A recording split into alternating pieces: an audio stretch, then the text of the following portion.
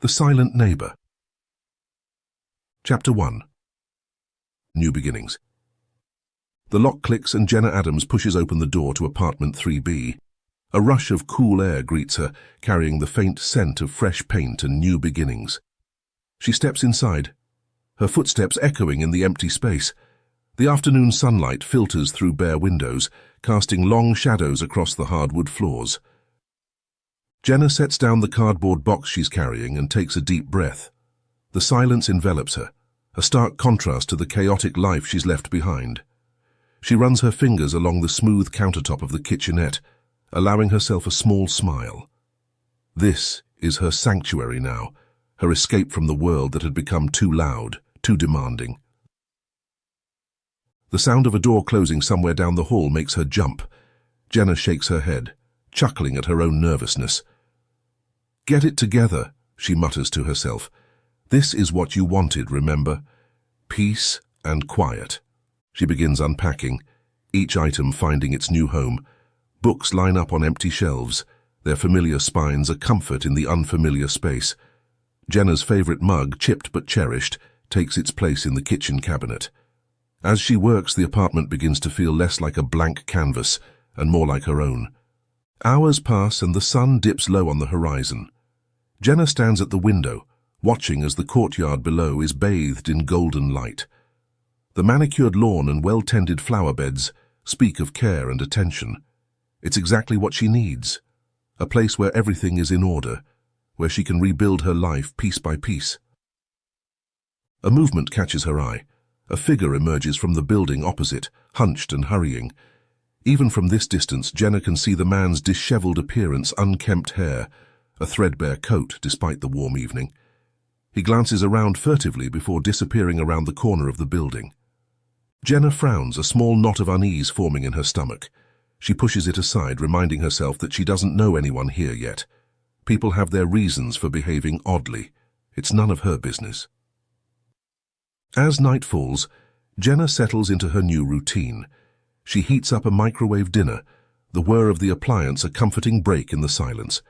She eats at the small dining table, her laptop open beside her plate. Work emails flood her inbox, but she ignores them. Tonight is for her, for acclimating to this new space. A soft thud from the apartment next door makes her pause, fork halfway to her mouth. She listens intently, but no other sounds follow. Jenna shrugs it off. Thin walls, she thinks. I'll get used to it. Later, as she prepares for bed, Jenna catches a whiff of something unpleasant. It's faint, barely there but unmistakable, a sour, decaying smell that seems to seep through the walls.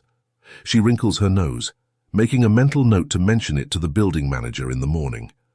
Probably just a plumbing issue, she reasons, refusing to let it dampen her spirits. Sleep comes fitfully that first night. The bed is too new, the sounds of the building unfamiliar. Jenna tosses and turns, her mind racing with thoughts of the life she's left behind and the uncertainties that lie ahead. In the early hours of the morning, she finally drifts off, lulled by the gentle hum of the air conditioning. The next few days pass in a blur of unpacking and settling in. Jenna establishes a routine, finding comfort in the predictability of her new life. She rises early, savoring her morning coffee as she watches the courtyard come to life. Residents hurry off to work, dog walkers meander along the paths, and the occasional maintenance worker tends to the grounds. It's during one of these morning observations that Jenna first notices him, the man from apartment 3C. He emerges from the building like a shadow, always in the same threadbare coat regardless of the weather. Jenna watches as he shuffles to the dumpster, depositing a small, tightly wrapped package before hurrying back inside. Curiosity piqued, Jenna begins to pay more attention to her neighbor's comings and goings. She learns his name, Mr. Howard, from the nameplate beside his door. His appearances are infrequent and always brief, as if he's afraid of being caught in the open. One evening, as Jenna returns from a grocery run, she spots Mr. Howard in the hallway. He's struggling with a large, oddly shaped object wrapped in black plastic. Their eyes meet for a moment, and Jenna feels a chill run down her spine. Mr. Howard's gaze is intense, almost predatory. He nods curtly before disappearing into his apartment, the door closing with a definitive click. Jenna hurries into her own apartment, heart racing. She sets down her groceries and leans against the closed door, trying to calm her nerves. It's just your imagination, she tells herself. He's probably just eccentric. Not everyone is a threat. But as the days pass, Jenna can't shake the feeling that something is off about Mr. Howard.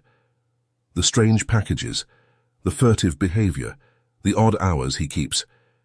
It all adds up to a mystery that nags at her mind. The smell, too, becomes more noticeable. It comes and goes, sometimes so strong it makes Jenna gag, other times barely perceptible. She mentions it to Laura, the building manager, but is met with a dismissive wave. "Old buildings, you know," Laura says with a shrug. "Probably just the pipes acting up. I'll have maintenance take a look."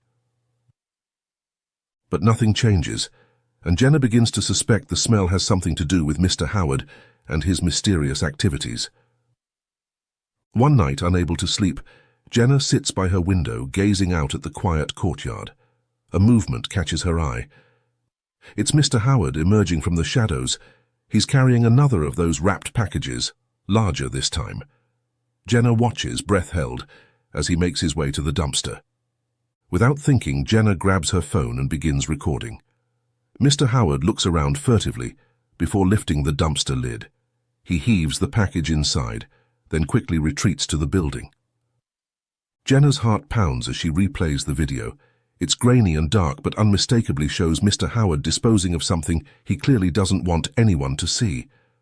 The next morning, driven by a mix of curiosity and dread, Jenna finds herself standing before the dumpster. The smell is stronger here, sickly sweet and putrid. She takes a deep breath, steeling herself, and lifts the lid. At first she sees nothing unusual, just bags of everyday garbage, but then, tucked in the corner, she spots it. The black plastic package, partially torn open. Something pale and curved protrudes from the tear, looking disturbingly like... Jenna slams the lid shut, stumbling backward. Her mind races, trying to make sense of what she's seen. It couldn't be. It had to be something else. Some innocent explanation that she's just not seeing. But deep down, Jenna knows. Whatever Mr. Howard is up to, it's far from innocent. As she hurries back to her apartment, Jenna's mind whirls with possibilities. Should she call the police? But what would she tell them? That her creepy neighbor is throwing away suspicious packages? That she thought she saw? No, she needs more evidence before she can do anything. Back in her apartment, Jenna paces, torn between her instinct for self-preservation and her growing certainty that something terrible is happening right next door. She thinks about the other tenants, wondering if any of them have noticed anything strange. Have they all just been turning a blind eye? A soft thud from Mr. Howard's apartment makes her freeze. Jenna holds her breath, straining to hear more. There's a scraping sound, then silence. She approaches the wall separating their apartments, pressing her ear against it. Nothing, still silence. Jenna steps back, shaking her head. This is crazy. She's letting her imagination run wild. There has to be a rational explanation for everything. But as she turns away from the wall, something catches her eye. A small dark stain on the baseboard, barely noticeable against the white paint. Jenna kneels down, examining it closely. It looks like blood. Her heart racing, Jenna backs away from the wall. This is real. This is happening. And she's the only one who knows. In that moment, Jenna makes a decision. She has to find out what's going on, has to stop whatever it is Mr. Howard is doing. But she can't do it alone. She needs help, needs someone to believe her. With shaking hands, Jenna reaches for her phone. She hesitates for a moment, then dials 911. As the phone rings, she takes a deep breath, steeling herself for the conversation to come. 911, what's your emergency? Jenna opens her mouth to speak, but before she can utter a word, a loud crash comes from Mr. Howard's apartment. The sound of breaking glass and splintering wood fills the air, followed by an inhuman scream that chills Jenna to her core. Hello, are you there?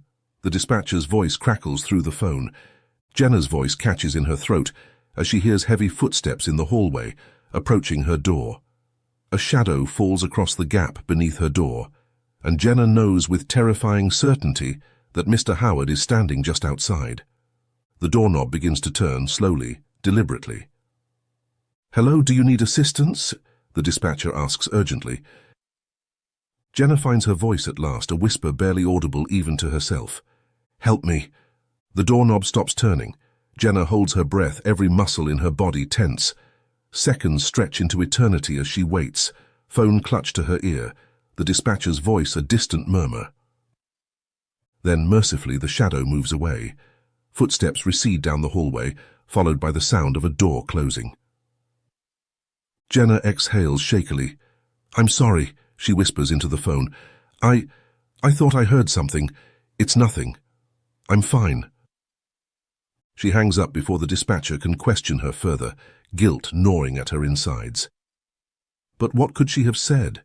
That she suspects her neighbor of unspeakable crimes based on nothing but a smell and a stain.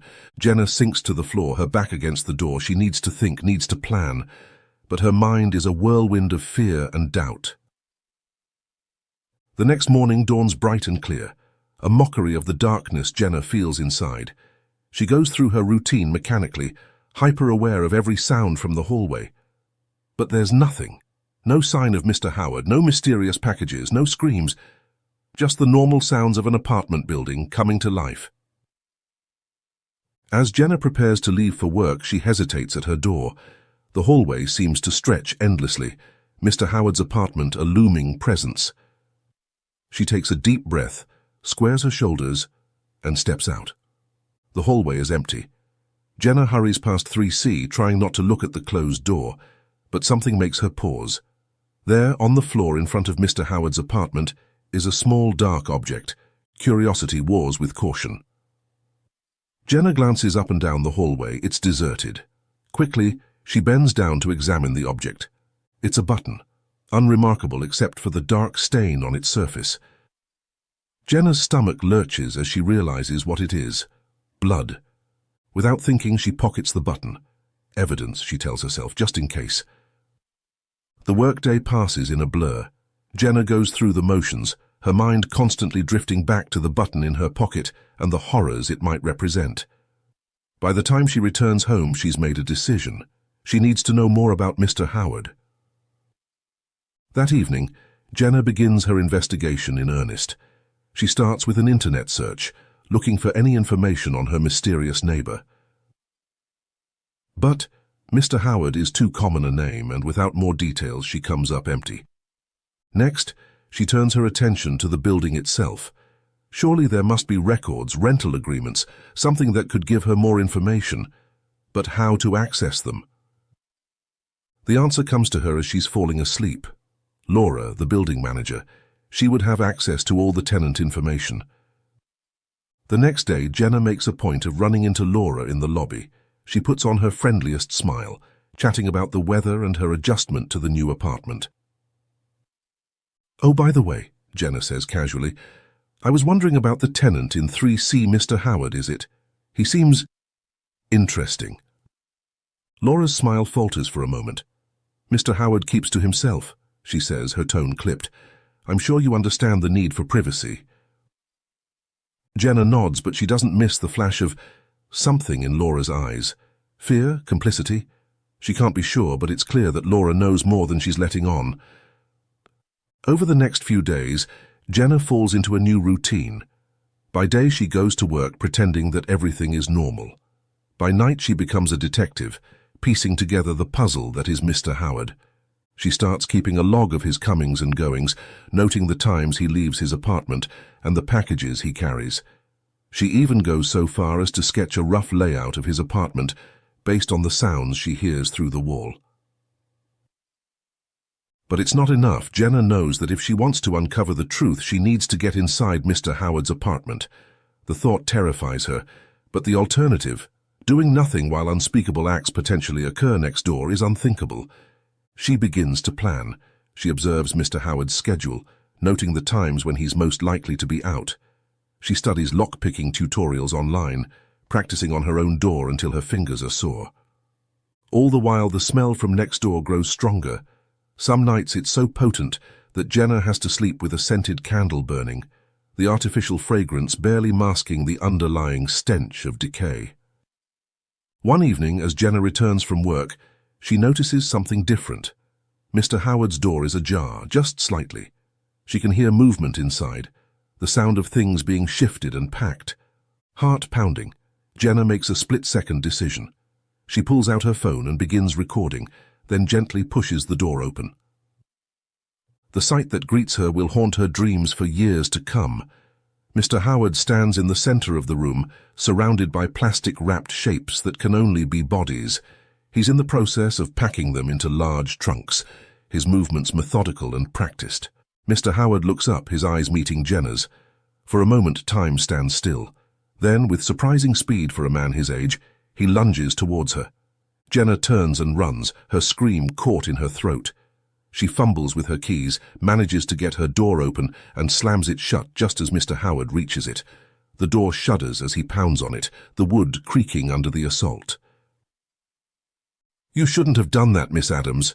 Mr. Howard's voice comes through the door, eerily calm despite the situation. "You really shouldn't have done that." Jenna backs away from the door, her phone still recording. She's shaking so hard she can barely stand, but she manages to dial 911 again. This time, when the dispatcher answers, Jenna doesn't hesitate. "Please," she gasps, "please help me. My neighbor, he's killing people. He's got bodies. Please, you have to come quickly." The pounding on the door stops abruptly. In the sudden silence, Jenna can hear the dispatcher asking for more information, but she's focused on the sound of retreating footsteps. Mr. Howard is leaving. Jenna moves to the window, peering out into the darkening evening. She sees Mr. Howard emerge from the building, pulling a large trunk behind him.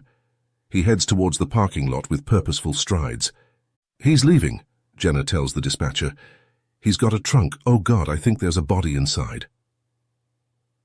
"Ma'am, police are on their way," the dispatcher assures her. "Please stay inside and lock your doors. Do not approach the suspect." Jenna nods, even though the dispatcher can't see her. She watches as Mr. Howard loads the trunk into a nondescript van. Just before he gets in, he looks up at her window. Even from this distance, Jenna can see the cold determination in his eyes. Then he's gone, the van peeling out of the parking lot with a screech of tires. The next hour passes in a blur. Police swarm the building, cordoning off Mr. Howard's apartment. Jenna gives her statement, shows them the video she recorded, hands over the blood-stained button she found. As dawn breaks, Jenna stands in her apartment, watching the flashing lights of police cars through her window. She feels numb, disconnected from the chaos around her. The truth she's uncovered is too horrible to fully comprehend. A knock at her door makes her jump. It's a detective looking grim. "Miss Adams," he says, "we're going to need you to come with us. There's something you need to see." Jenna follows him down to the basement of the building, her sense of dread growing with each step. The detective leads her to a locked door she's never noticed before. A crime scene technician is just finishing up, snapping photos of the broken lock. "We found this hidden room," the detective explains. "It seems Mr. Howard had been using it for storage." He pushes the door open, and Jenna's world tilts on its axis. The room is filled with shelves, each holding a carefully preserved human head. They stare out with glassy eyes, a macabre collection that speaks of years of undetected murders. Jenna staggers back, bile rising in her throat. The detective steadies her with a hand on her arm. "I know this is difficult," he says softly, "but you've done a brave thing, Miss Adams. You've stopped a monster." Jenna nods numbly, unable to tear her eyes away from the grisly display. She's caught between relief that the truth is finally out and horror at the scale of Mr. Howard's crimes. As she's led back upstairs, Jenna notices Laura, the building manager, being handcuffed and led to a police car. Their eyes meet, and Jenna sees a mix of fear and resignation in Laura's face. Another piece of the puzzle falls into place.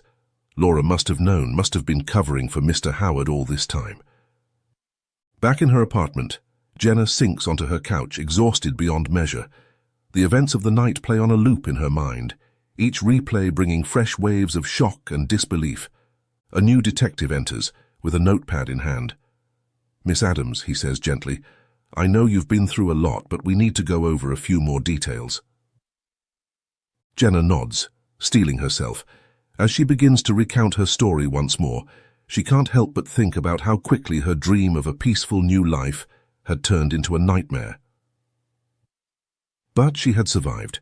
She had uncovered the truth, and now finally she could begin to feel safe again. Or so she thought. As Jenna finishes her statement, her phone buzzes with a text from an unknown number. With trembling fingers, she opens the message. Her blood runs cold as she reads the words on the screen. "This isn't over, Miss Adams. See you soon." Jenna looks up at the detective, her face pale. "I think," she says, her voice barely above a whisper, "I think we might have a problem." Chapter 2. Echoes of Fear. The harsh fluorescent lights of the police station flicker, casting dancing shadows across Jenna's face. She sits in an uncomfortable plastic chair, her hands wrapped around a styrofoam cup of lukewarm coffee. The bitter liquid does little to settle her nerves or clear the fog of exhaustion clouding her mind. Detective Garcia, a stern-faced woman with kind eyes, sits across from her, tapping a pen against a notepad. "Miss Adams," she says, her voice gentle but firm, "I know you've been through a lot, but I need you to focus. That text message you received, are you absolutely sure it was from Mr. Howard?" Jenna closes her eyes, willing the words on her phone screen to disappear, but they remain, burned into her memory. I can't be certain," she admits, her voice barely above a whisper. "But who else could it be?" Garcia nods, jotting something down. "We're tracing the number now. In the meantime, we'll have officers stationed outside your building. You'll be safe, Miss Adams." But as Jenna leaves the station, stepping into the cold pre-dawn air, she doesn't feel safe. Every shadow seems to hide a threat, every passing car a potential danger. The ride back to her apartment is a blur of paranoid glances and racing thoughts. As she approaches her building, Jenna spots a figure standing near the entrance.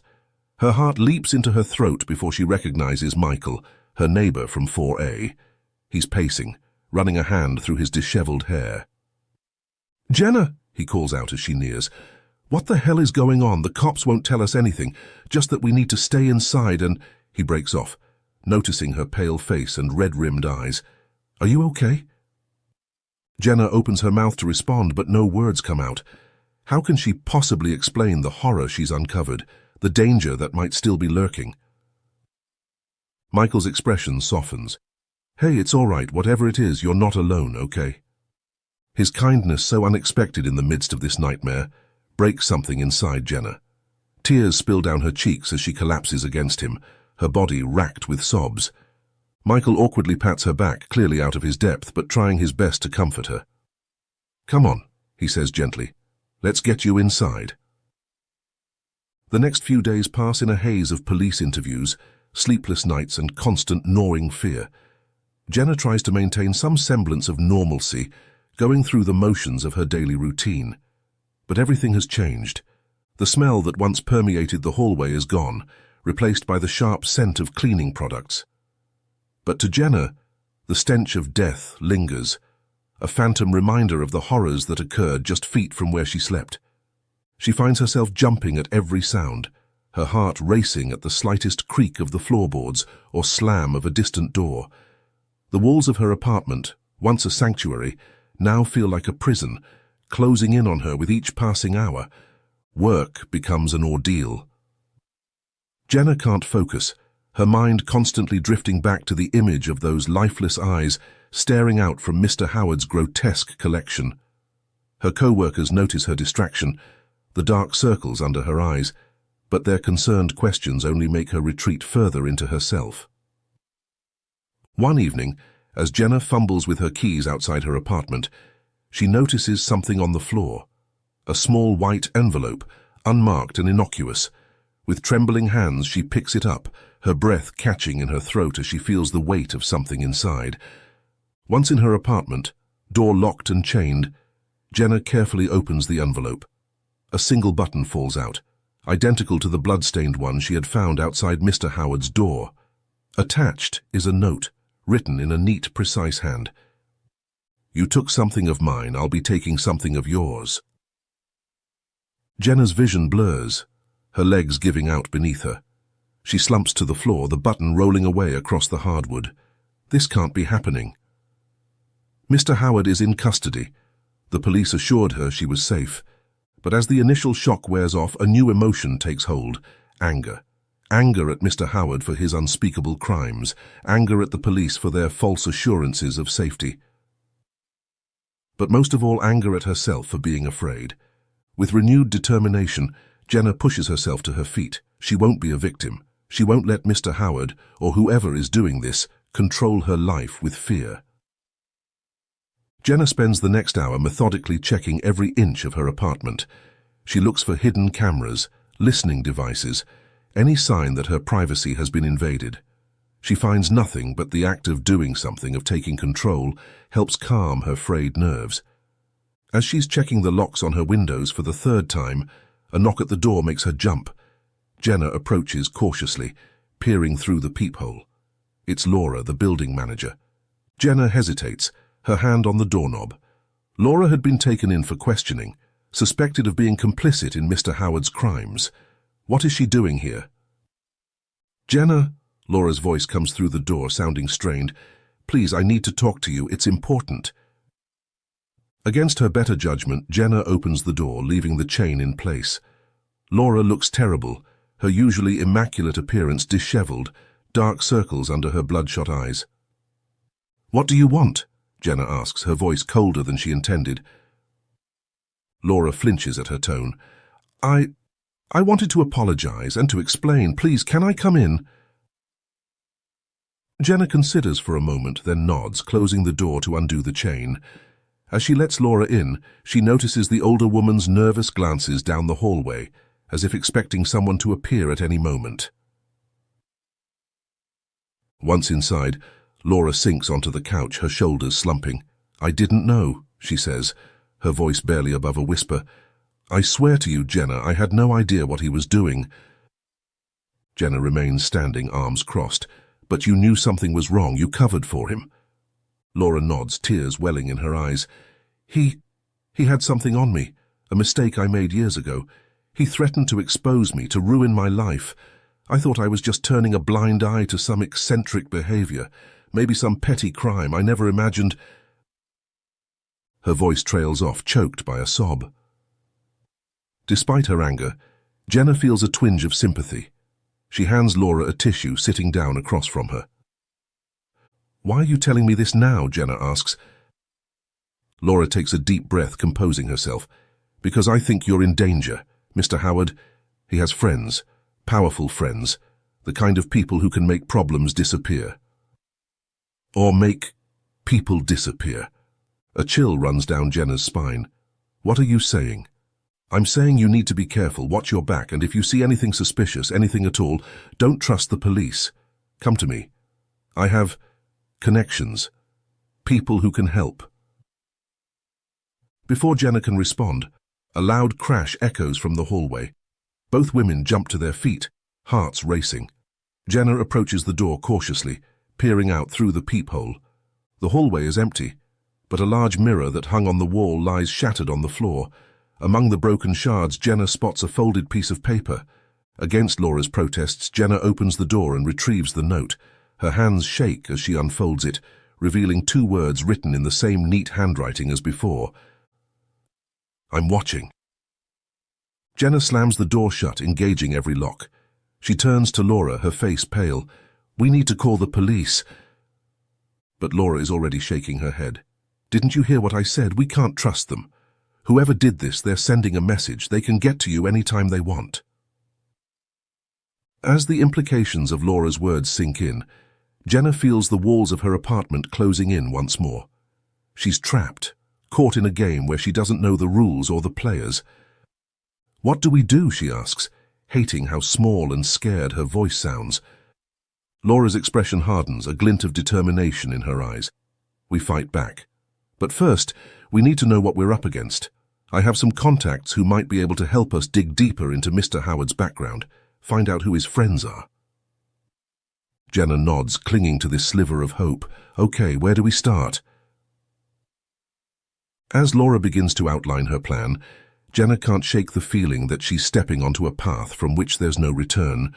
But what choice does she have? She's in too deep now, and the only way out is through. The next few days are a whirlwind of clandestine meetings and hushed phone calls. Laura introduces Jenna to a network of people she never knew existed, former cops turned private investigators, hackers who can access sealed records, even a locksmith who teaches Jenna how to pick more complex locks, just in case. All the while, Jenna feels eyes on her everywhere she goes. She catches glimpses of shadowy figures following her, only to disappear when she turns for a closer look. More notes appear, outside her workplace, slipped under her apartment door, once even tucked into the pocket of her coat while she was at a cafe. Each message is more threatening than the last, promising retribution for her interference in Mr. Howard's work. But rather than cowing her into submission, the threats only fuel Jenna's determination to uncover the truth. As she and Laura delve deeper into Mr. Howard's past, a disturbing picture begins to emerge. He wasn't just a lone killer, but part of a larger network, a group that trafficked in death and suffering, catering to the darkest desires of the wealthy and powerful. One evening, as Jenna pores over a stack of documents Laura's contacts have procured, something catches her eye. A photograph, grainy and obviously taken from a distance, shows Mr. Howard meeting with a group of men outside an abandoned warehouse. But it's not Mr. Howard that draws her attention. It's one of the other men, a face she recognizes. "Oh my God," Jenna breathes, her hand shaking as she holds up the photo. "Laura, look at this. That's Michael, my neighbor." Laura leans in, her face paling as she confirms Jenna's discovery. "Are you sure?" Jenna nods, her mind reeling. All this time, the danger hadn't just been coming from outside, it had been right next door. As if on cue, a knock sounds at the door. Jenna and Laura freeze, exchanging panicked glances. The knock comes again, more insistent this time, followed by a familiar voice. "Jenna, it's Michael. Can we talk?" Jenna's heart pounds in her chest as she approaches the door. She takes a deep breath, steeling herself for what's to come. Whatever happens next, she knows one thing for certain: nothing will ever be the same again. With a trembling hand, she reaches for the doorknob, the weight of her discovery heavy on her shoulders. As she turns the handle, Jenna silently prays that she's ready for whatever lies on the other side. The door swings open, revealing Michael's familiar face. But now, seeing him in light of what she knows, Jenna notices details she'd overlooked before. The hardness in his eyes, the tension in his stance, the almost imperceptible bulge of a concealed weapon beneath his jacket. "Hello, Jenna," Michael says, his voice chillingly calm. "I think it's time we had a little chat. Don't you?" Chapter 3. Shadows closing in. Jenna's grip tightens on the doorknob, her knuckles white with tension. Michael's words hang in the air between them, heavy with unspoken threats. Behind her, she can sense Laura's presence, a silent pillar of support in the face of this new danger. "I don't think we have anything to discuss," Jenna says, fighting to keep her voice steady.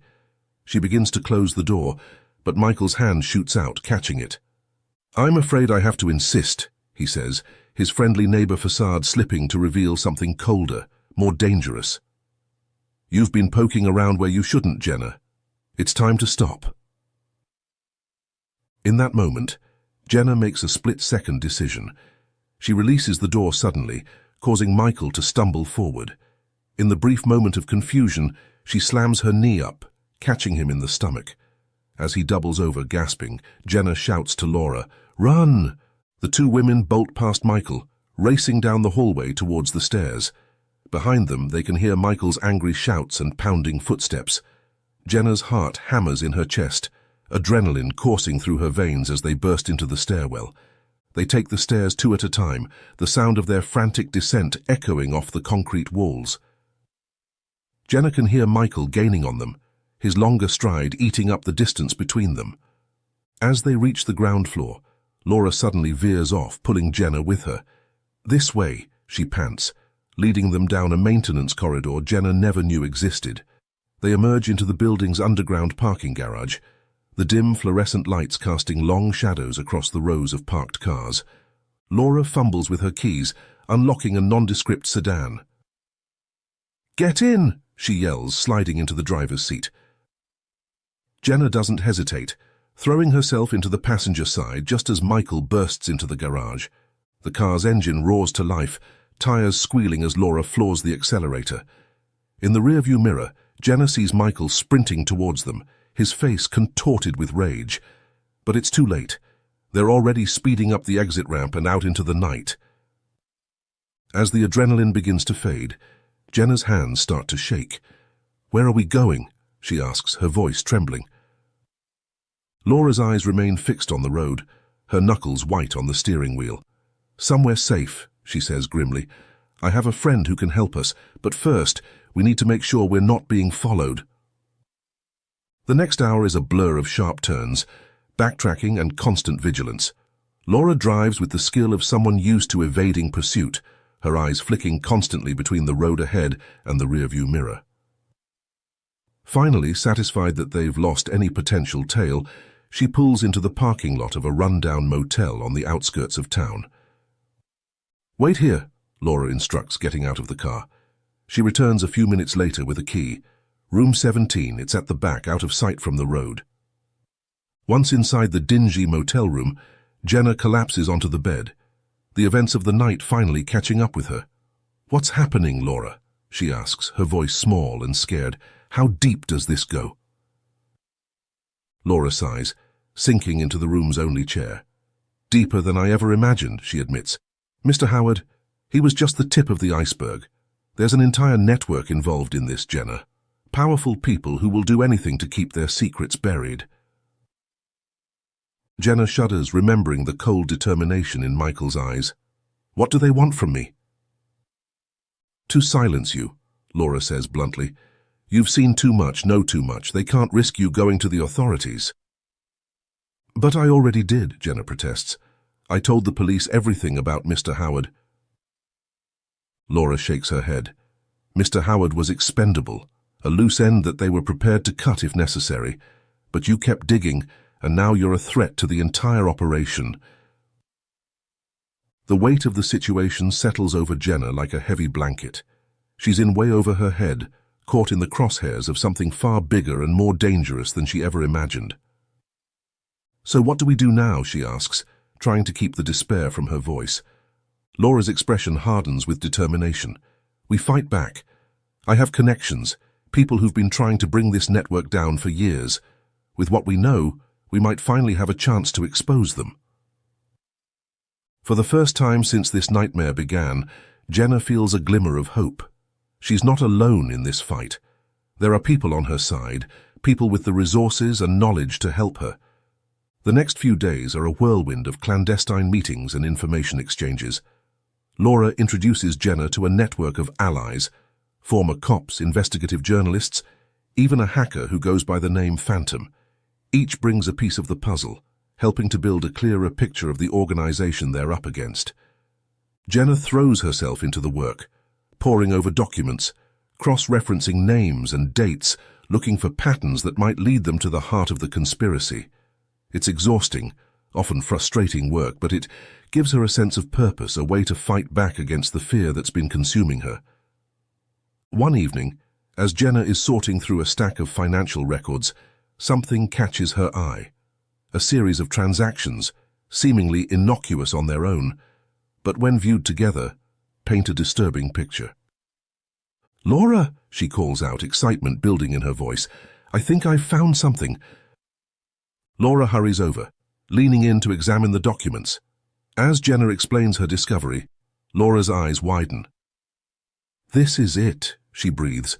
"This could be the key to bringing them all down." The next hour is a frenzy of activity, as they corroborate Jenna's findings with other evidence they've gathered. By the time they're done, they have a solid case linking several high-ranking officials to the trafficking network. "We need to get this to the authorities," Jenna says, her heart racing with a mix of fear and anticipation. "Someone we can trust." Laura nods, already pulling out her phone. "I know just the person. An FBI agent who's been working this case for years. If we can get this evidence to her, she'll be able to move on the entire network." As Laura makes the call, Jenna allows herself to feel a moment of triumph. They've done it. They've found the smoking gun that could bring down this entire corrupt organization. But as she watches Laura's face fall during the phone call, Jenna's sense of victory turns to ash in her mouth.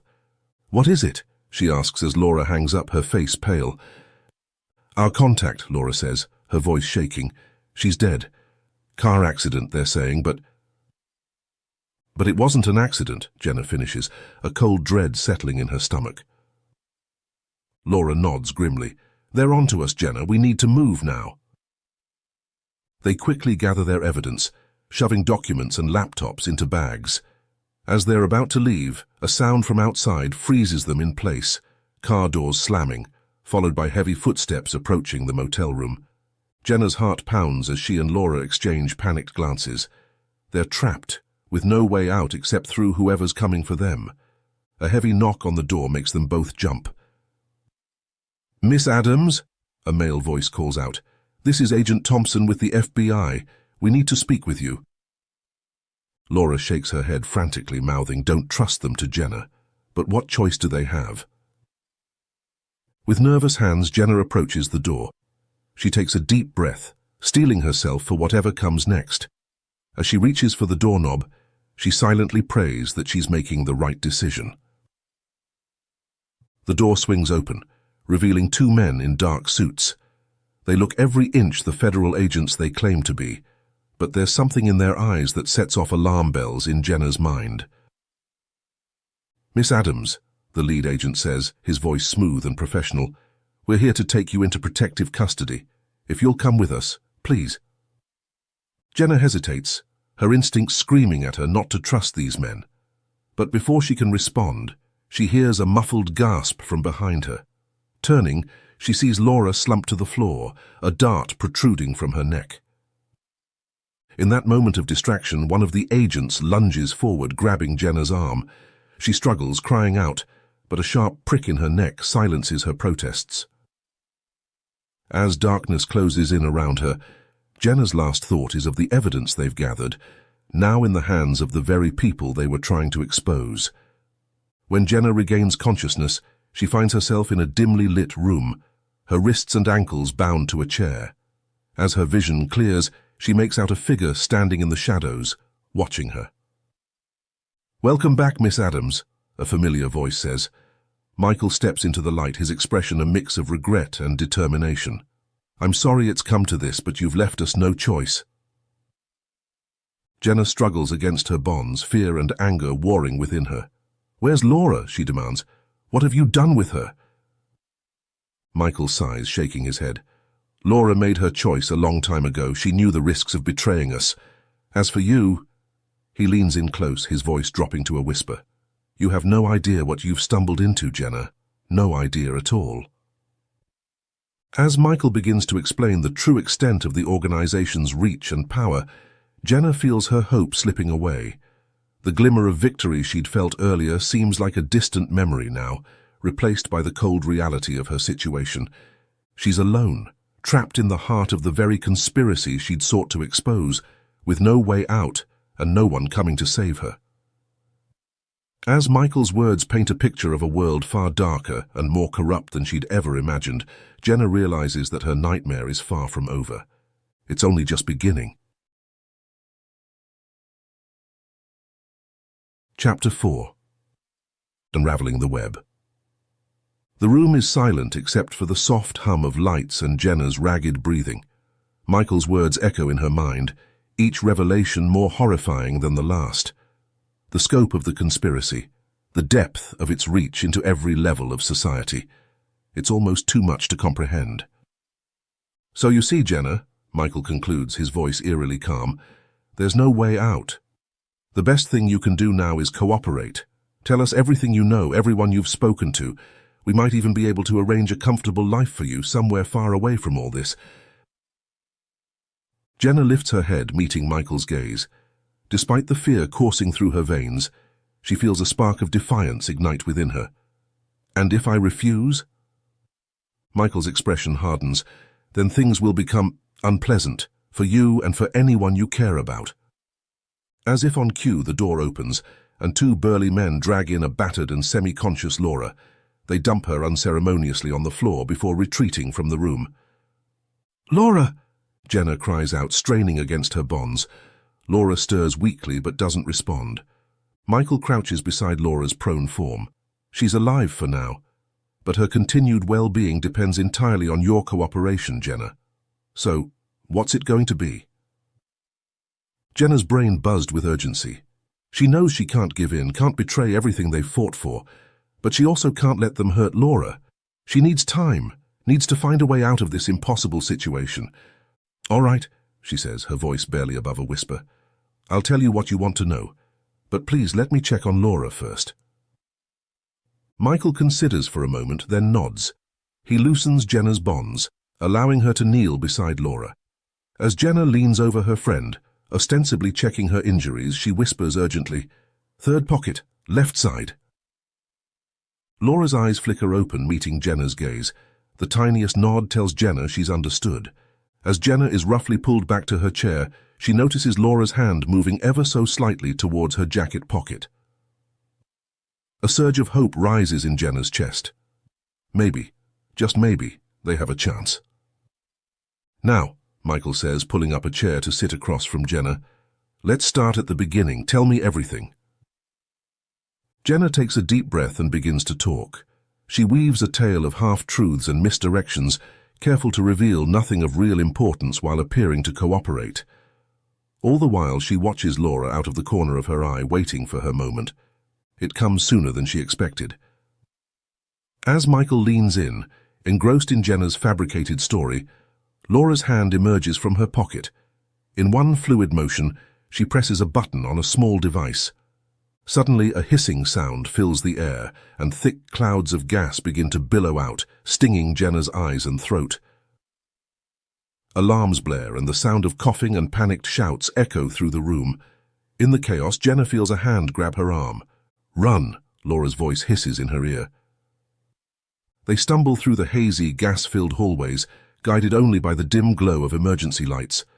Behind them, they can hear Michael shouting orders, his voice choked and frantic. "What did you do?" Jenna gasps as they round a corner. "Tear gas," Laura pants, a little surprised to slow them down. It was a gift from Phantom. They burst through an emergency exit, emerging into a moonlit parking lot. Laura makes a beeline for a nondescript sedan, quickly hot-wiring it with practiced ease. As they peel out of the lot, headlights flash behind them.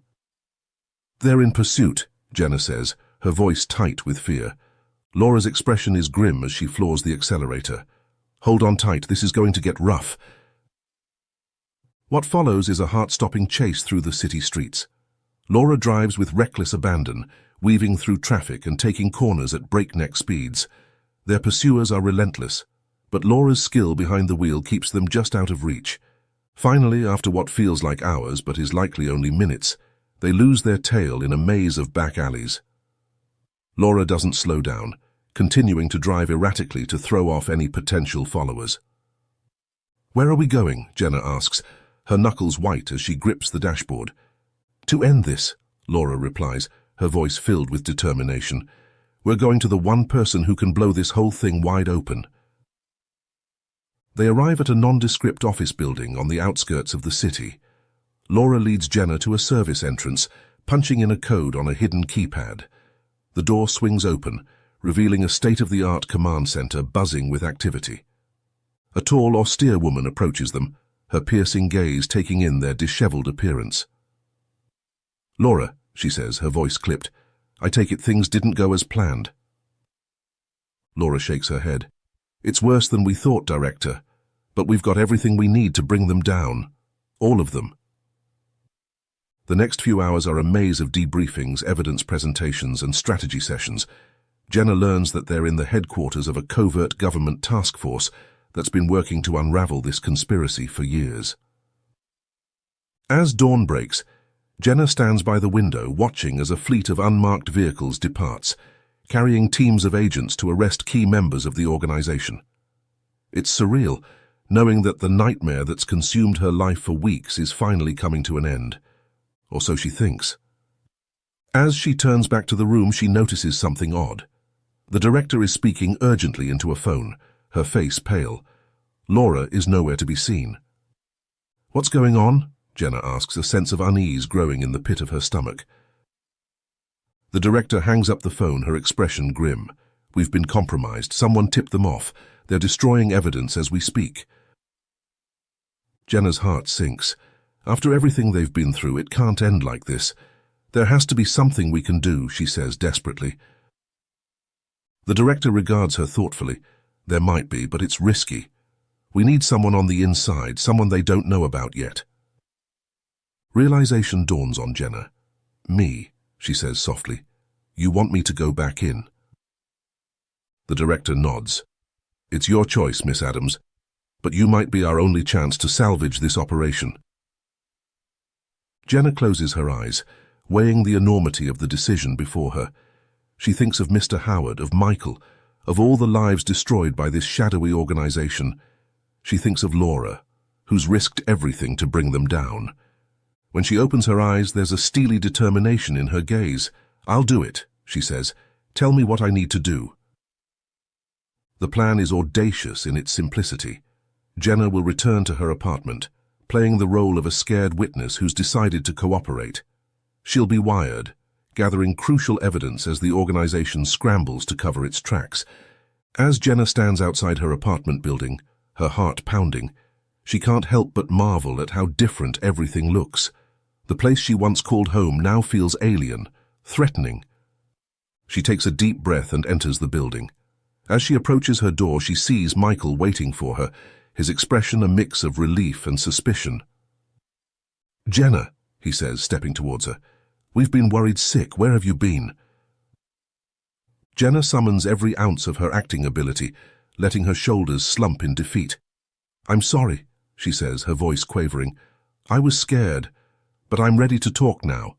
I want to make a deal." Michael's eyes narrow, but he nods, ushering her inside. As they enter her apartment, Jenna gasps. The place has been ransacked, every surface covered in papers and electronics. "What is all this?" she asks, genuine surprise in her voice. Michael smiles, but it doesn't reach his eyes. "Insurance, Jenna. We need to know exactly what you know and who you've told what." As Michael begins to question her, Jenna plays her part perfectly. She reveals carefully crafted half-truths, leading Michael and his unseen associates down false trails. All the while, the hidden microphone captures every incriminating word. Hours pass, and Jenna can sense Michael's growing frustration. She's walking a tightrope, giving just enough to seem cooperative, while revealing nothing of real value. Just when she thinks she can't keep up the charade any longer, there's a commotion outside. The sound of breaking glass and shouted commands fills the air. Michael's face contorts with rage. "You," he snarls, lunging at Jenna. But before he can reach her, the door bursts open. A team of heavily armed agents floods the room, led by none other than Laura. As Michael is wrestled to the ground and cuffed, Laura rushes to Jenna's side. "You did it," she says, her voice filled with pride. "We got them. All of them." The next few days pass in a blur of debriefings and witness statements. Jenna watches on the news as the full scope of the conspiracy is revealed to the world. Politicians, business leaders, even high-ranking law enforcement officials are arrested, their crimes laid bare for all to see. Finally, it's over. Jenna stands in her now empty apartment, a suitcase at her feet. She's been offered a new identity, a chance to start fresh somewhere far away from the memories of this place. As she takes one last look around, her phone buzzes with a text from an unknown number. Her heart skips a beat as she reads the message. "You think it's over? This is just the beginning. See you soon, neighbor." Jenna's hand trembles as she lowers the phone. She looks out the window, scanning the faces of passers-by on the street below. Any one of them could be a new threat, a new Mr. Howard waiting in the wings. With a deep breath, she picks up her suitcase and heads for the door. As she steps out into the hallway, she nearly collides with a man carrying moving boxes. "Oh, sorry," he says, flashing a friendly smile. "I'm just moving in. 3C. Guess we're neighbors." Jenna forces a smile even as a chill runs down her spine. "Welcome to the building," she says, her voice steady despite the fear coursing through her veins. As she walks away, Jenna can feel the man's eyes on her back. She quickens her pace, her mind already racing with possibilities. Is he just an innocent new tenant or something more sinister? One thing is certain. Jenna will never again underestimate the danger that can lurk behind. A neighbor's smile.